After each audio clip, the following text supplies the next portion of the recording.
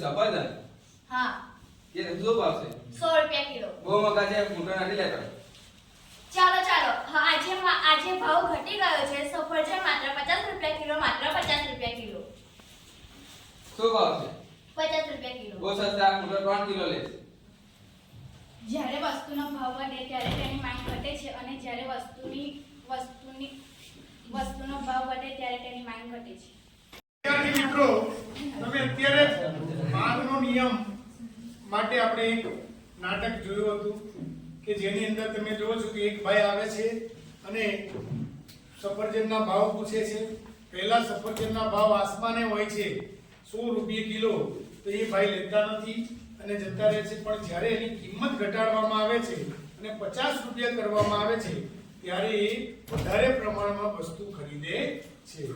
ત્યાં અહીંયા માંગનો નિયમ લાગુ પડે છે કે ભાઈ વસ્તુની કિંમત ઘટે તો માંગ શું થાય છે?